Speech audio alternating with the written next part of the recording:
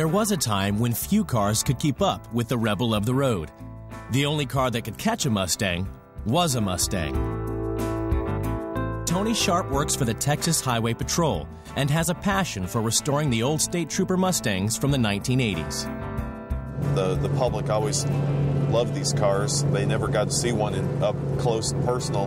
The only time they ever saw one is when it was sitting on the side of the road running radar, or whenever they're getting pulled over and see it in the rearview mirror.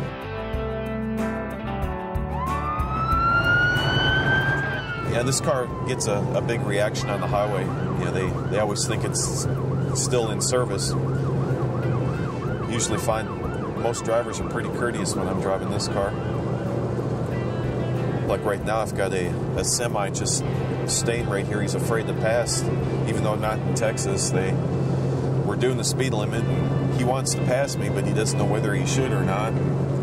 These 1980s models bring fond memories flooding back for Tony.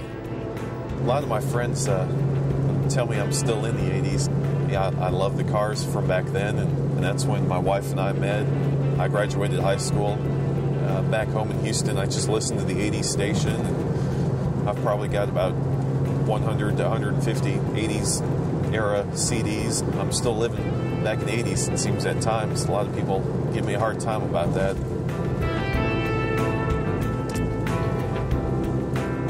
This is an 88 model. These Fox bodies really do sum up the spirit of the 80s. The 1980s ushered forward a new Mustang to rekindle the excitement of the 60s cars. With Vietnam and the fuel crisis of the 70s behind them, the 80s brought a renewed spirit of power and strength. The Fox body catered for a generation who wanted more bang for their buck.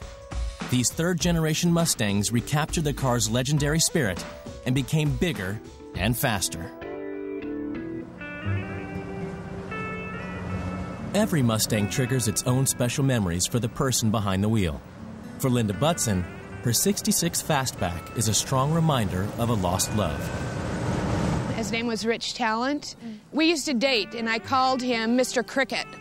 And then we kind of morphed that into Jiminy, and he passed away in 2002. And so the plates on my car, which are Jiminy, are a tribute to him. And they're on the commemorative plates 4911, and it says, "We will never forget." And I will never forget Rich, ever.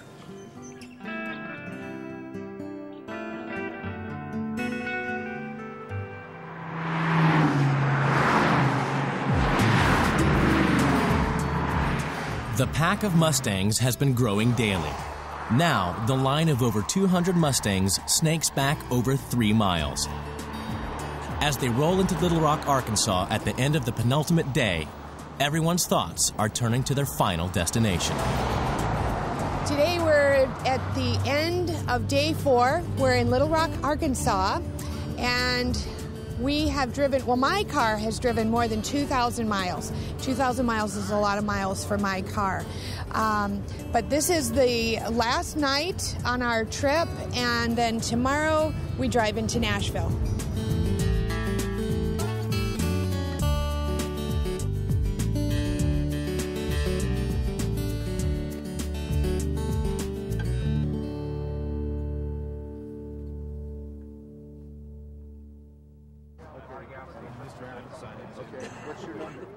It's the final day of this momentous journey across the country. Everyone is now anxious to get to Nashville and the anniversary celebrations. Strong friendships and bonds have been made over the last few days on the road. People of all ages have been united by their passion for the Mustang.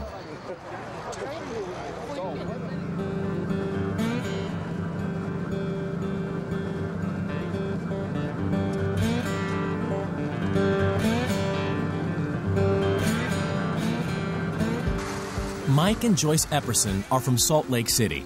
For them, the Mustang is much more than just a car. It has played a huge part in the life of their family. Mike and I I first have liked Mustangs ever since we were kids. We got married or we bought really an old broken down one, mostly because we were so poor. Mike started working on it, and over a couple of years had it back to looking brand new, and so there was the passion in us started.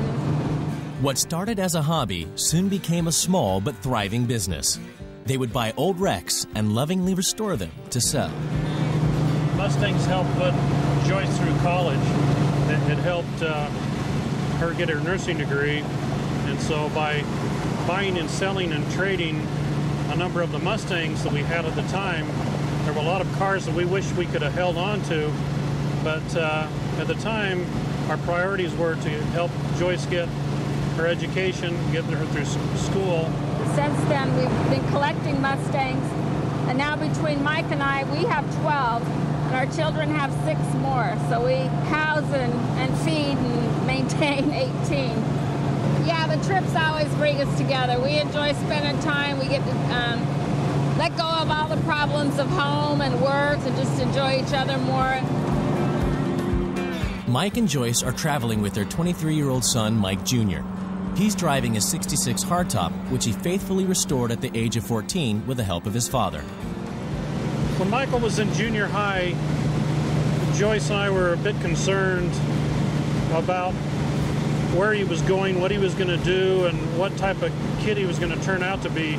My wife and I decided it'd be nice to get Michael involved with Mustangs, and so we picked out a 1966 Mustang that was basically a shell, and we told him that it would be his car. All of a sudden he starts getting excited and focusing.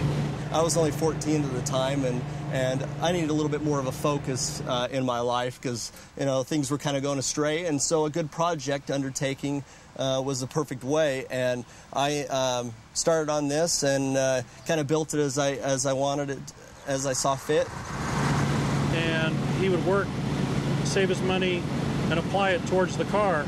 During that time, his grades started coming up. By the time that he and I put the finishing touches on the car, which was his senior year, he took it to his senior prom, he graduated with honors. So that car's worth $1 million to us. What I am most fond of is remembering watching them as father and son spending weekends going to the junkyards to look for parts, and all the weekends and evenings in the garage working together and planning that car, and the bonding that they had working on that car. The long days on the road have given Mike and Joyce a chance to spend time as a family. But finally, the end is in sight. Just a few more miles, and they will be rolling into Nashville.